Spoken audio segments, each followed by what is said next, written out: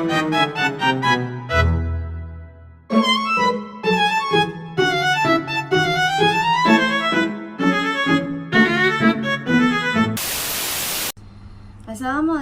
warahmatullahi wabarakatuh.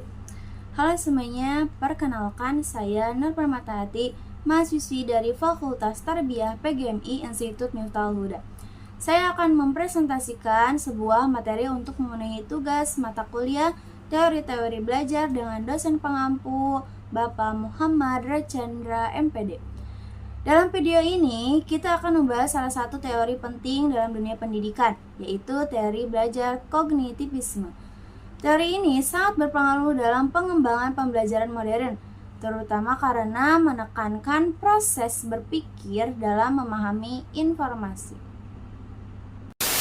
Pengertian teori kognitivisme. Teori belajar kognitivisme adalah pendekatan psikologi pendidikan yang menekankan bahwa belajar bukan hanya soal stimulus dan respons seperti dalam behaviorisme, tetapi lebih kepada proses mental internal seperti pemahaman, mengingat, dan memecahkan masalah.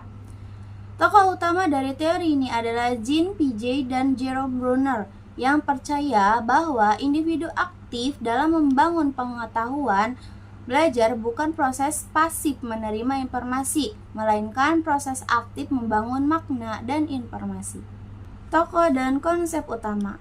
Mari kita kenali beberapa konsep penting dari tokoh-tokoh kognitivisme. Yang pertama ada Jean Piaget. Ia memperkenalkan tahapan perkembangan kognitif, yaitu yang pertama ada sensori motor dari 0 sampai 2 tahun, pra-operasional dari 2-7 tahun, operasional konkret dari 7-11 tahun, operasional formal dari 11 tahun ke atas. Menurut Piaget, setelah anak belajar sesuai tahapan usianya dan membangun skema, yaitu struktur mental untuk memahami dunia. Yang kedua ada Jerome Bruner. Bruner mengembangkan konsep discovery learning. Siswa belajar lebih baik jika mereka menemukan sendiri pengetahuannya melalui eksplorasi. Ia juga membagi cara berpikir manusia dalam 3 mode. Yang pertama, enaktif melalui tindakan, yang kedua, ikonik melalui gambar, dan yang terakhir, simbolik melalui bahasa. Implikasi dalam pembelajaran. Lalu, bagaimana penerapan teori ini dalam kelas? Yang pertama, aktifkan proses berpikir. Guru perlu menstimulus siswa untuk menganalisis, mengevaluasi, dan menciptakan, misalnya melalui pertanyaan pemicu atau studi kasus. Yang kedua, gunakan peta konsep dan skemata. Materi sebaiknya disusun logis dan terstruktur agar mudah dipahami dan dihubungkan dengan pengetahuan sebelumnya. Yang ketiga, discovery learning dan problem solving. Siswa diberi kesempatan untuk menyelesaikan masalah sendiri atau dalam kelompok. Ini melatih kemampuan berpikir kritis dan mandiri. Yang terakhir, yang keempat, multimedia dan visualisasi. Gunakan gambar, animasi, dan diagram untuk memahami konsep abstrak. Kelebihan dan kelemahan. Yang pertama, kelebihan teori kognitivisme, yaitu yang pertama menekankan peran aktif, yang kedua cocok untuk pembelajaran jangka panjang, yang ketiga mengembangkan kemampuan berpikir tingkat tinggi.